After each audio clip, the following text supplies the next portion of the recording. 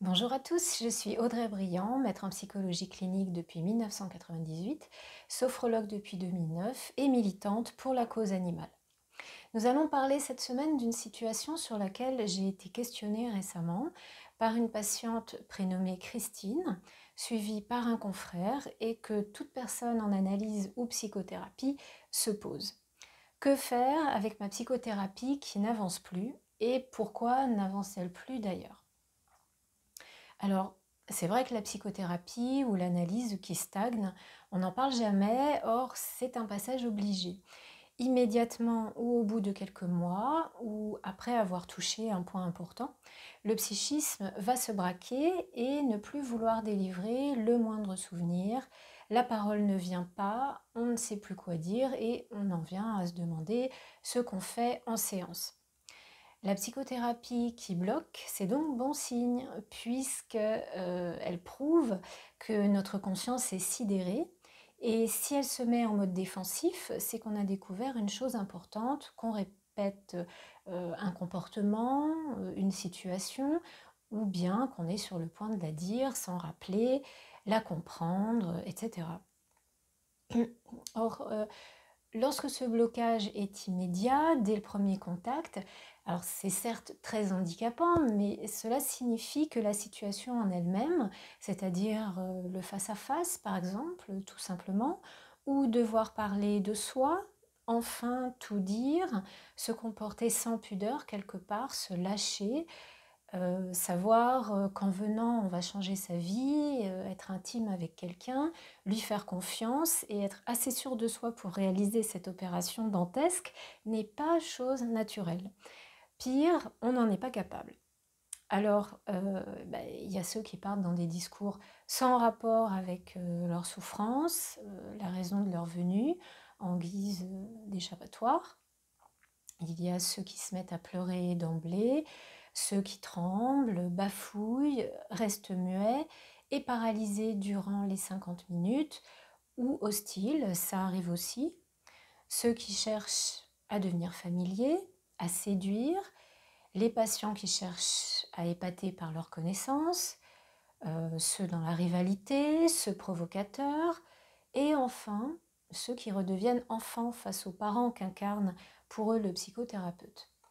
Voilà quelques types généraux que l'on voit en psychothérapie. Il s'agit du transfert, on en reparlera certainement plus en détail une fois prochaine, et en fait il montre qu'on a déjà démarré le cœur de sa psychothérapie.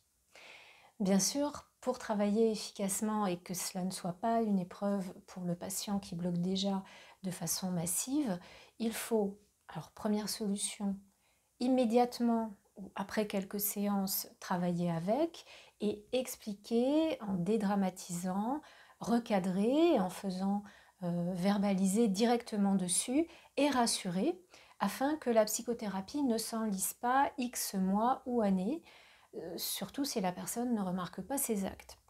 Mais ces comportements sont la preuve que travail psychique et répétition freinante sont déjà en route, on le voit bien.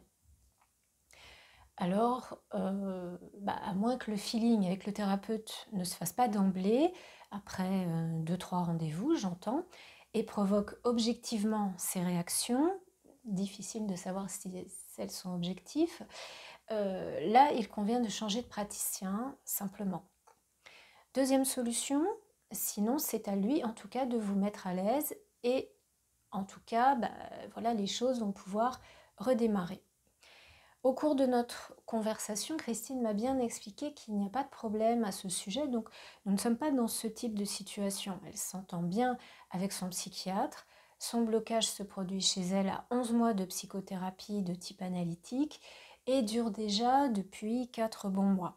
Ce qui se passe, c'est que si vous êtes également dans ce cas, c'est que vous avez appris plus de choses que votre psychisme ne le voudrait en fait durant ces mois et qu'il juge qu'en savoir plus risquerait de vous mettre en danger, soit une remise en question forte qui viendrait bouleverser votre vie.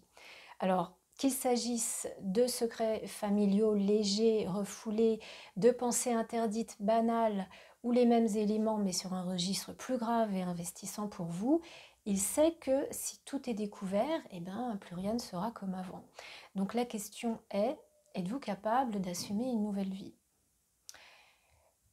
Alors, l'inconscient qui contient les souvenirs douloureux ou interdits, les pulsions et tout ce qui est plaisir immédiat est filtré, mais pas à 100% par notre psychisme, lui dompté, civilisé, voire refoulé par de nombreux types de mécanismes de défense costauds, mais qui ont aussi leurs effets niveau symptômes. Ce qui ne réussit pas à l'être, refoulé, rend malade, donne des symptômes et maladies que l'on nomme retour du refoulé, qui font donc consulter un psychologue et servent donc maladroitement à nous protéger, informer simultanément de ces conflits qui se passent en nous. Et il n'y a levé de refoulement partiel ou total que lorsque votre conscient est prêt à savoir, à comprendre, vous rappeler. Voilà pourquoi une analyse ou une psychothérapie peut sembler longue ou bloquée. S'il juge que votre équilibre est trop fragile, vous restez aveugle et sourde, même si votre psychothérapeute vous met le nez dessus, car vous avez évoqué ces traumatismes, ces souvenirs, leurs racines ou de vrais besoins fondamentaux, pour vous, sans le savoir ni vous entendre, encore moins en comprenant leur portée. C'est comme ça, on est tous fabriqués ainsi. Alors la solution, eh bien, ne forcez pas, parler d'autres choses, mais d'importance pour vous, servira à tourner autour du problème en relâchant la pression et vous apprendrez de nouveau sur des sujets annexes, plus ou moins proches, et c'est ce qui va vous soigner de nouveau en reprenant le cours du travail psychique, mais qui aura emprunté d'autres chemins pour ce faire, tout simplement. Alors, elles peuvent sembler banales, éloignées des problèmes qui vous occupent, ces routes. Pourtant, elles vont permettre de vous ramener au nœud sans s'en rendre compte. Et là, surpris, et comme vous avez évolué entre-temps, le refoulement capitule et déchire un bout du voile opaque de l'inconscient. Voilà comment ça fonctionne. Alors, l'inconscient, ou du moins une partie, est dans le cerveau. Sa localisation est toujours aléatoire au XXIe siècle, malgré les découvertes neurologiques faites il y a 30 ans grâce à la thérapie EMDR dont vous avez sans doute entendu parler. Malheureusement, elle, comme les autres, ne fonctionne pas du tout systématiquement. On n'a toujours pas le mode d'emploi de l'inconscient. Juste la première topique de Freud, c'est-à-dire le premier schéma de l'appareil psychique qu'il a découvert, à savoir loin derrière l'inconscient, puis le préconscient où se forment les symptômes, lapsus, actes manqués, rêves enfin, et puis la conscience, donc ce qui arrive clairement décodé, avec plus ou moins de bonheur déjà, mais les premiers symptômes disparaissent ou sont moins forts, selon ce que l'inconscient laisse filtrer jusqu'à elle, puis si elle le vit bien. Alors, s'ajoute à ces blocages normaux ou aux divers mécanismes de défense au cours d'une psychothérapie, le surmoi, qui a un rôle similaire. Le surmoi, il a été découvert dans la deuxième topique de Freud, le ça, le surmoi et le moi, et il représente notamment les interdits moraux que l'on nous a enseignés durant notre éducation. Par exemple, se plaindre. Voilà, alors il ne laisse passer aucune pulsion, pour lui c'est mal.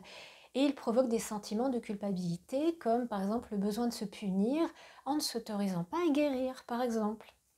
Donc vous voyez qu'il ne reste plus autant de choses à découvrir sur soi par ces instances contraires, puisque l'une veut que ça sorte pour votre bien, parfois ou pas, et les autres les bloquent pour votre sécurité ou vous forcer à porter votre croix de devoir. Alors, tant qu'il n'y a pas une levée de ces refoulements, petite ou grande en importance, eh bien, il faut continuer à travailler sur soi auprès d'un psychologue, d'un psychiatre, d'un psychanalyste ou d'un psychothérapeute. Et Christine m'a expliqué avec humour qu'elle n'en est pas à son premier coup d'essai. C'est sa deuxième psychothérapie, comme on le fait en fonctionnant par tranche de vie. Et elle a envie d'abandonner. La première a duré 3 ans. Elle est plus la même, me dit-elle, elle va beaucoup mieux, mais voilà, elle a beau être quelqu'un de persévérant, elle ne voit pas d'issue. Alors, je comprends, c'est tout à fait enfin, elle a tout à fait raison, c'est pour ça que j'utilise d'autres outils, comme d'autres psys, d'autres thérapeutiques que la parole, ou à associer. Pour moi, la sophrologie est des outils de technique comportementale et cognitive, avec des tests et des mises en situation et jeux de rôle, où on joue les scènes afin de faire avancer le patient, mais d'une autre façon pendant ce temps-là, et donc débloquer la situation. Donc, troisième solution, choisir un thérapeute pluridisciplinaire ou consulter ce deuxième spécialiste en parallèle du vôtre. Si ce n'est pas le cas de votre thérapeute, mais qu'il vous a toujours bien fait avancer, donc que cette solution de traitement correspond à vos symptômes et demandes, alors il y a une quatrième solution. Eh bien, il faut en parler avec lui, il ne faut pas hésiter à se plaindre, à parler du contrat thérapeutique qui a été mis en place entre vous au début. Ça permet souvent de bien relancer et le patient, prenant du recul pour voir tout ce qu'il a appris, progresse de nouveau. Voilà. Si après l'avoir fait, ce n'est toujours pas le cas, proposez de l'arrêter pour quelques mois et revenir. Cinquième solution. Dans son cas, c'est-à-dire dans le cas où plusieurs années de psychothérapie ont été effectuées, là, c'est faisable et raisonnable. Quand il s'agit d'une psychothérapie ou d'une analyse de 3 ou 6 mois, non, là, il s'agit d'un caprice face à l'impatience et l'effort que juge la personne comme étant non récompensé. Or, ici, il risque d'y avoir conflit et désaccord avec son psy. Donc, on part, mais dans des conditions pénibles qui vont rester en mémoire. Donc ça, c'est à éviter. Mais pour quelqu'un comme Christine, puisqu'elle connaît déjà le mode d'emploi et les effets d'une psychothérapie, et qu'elle est sérieuse dans son cheminement, il y aura forcément dialogue détendu et entente probable de part et d'autre pour une pause, tout simplement. Voilà, j'espère avoir aidé tous ceux qui nous regardent et qui vivent les affres d'une psychothérapie au ralenti. Vous pouvez laisser vos commentaires en dessous et m'envoyer vos questions par mail afin que je vous réponde dans une prochaine émission au courrier santé. Alors l'adresse mail, c'est cabinet-audreybriand@yahoo.fr. Les informations nécessaires à me donner pour que je vous réponde sont sur mon site internet, indiqué ci-dessous en barre d'infos, sophrologie psychologique, cabinet Audrey Briand, .wordpress.com, en cliquant sur le triangle gris à droite. Merci de vous abonner en rouge dessous aussi, et je vous dis à dans quelques jours pour une nouvelle émission.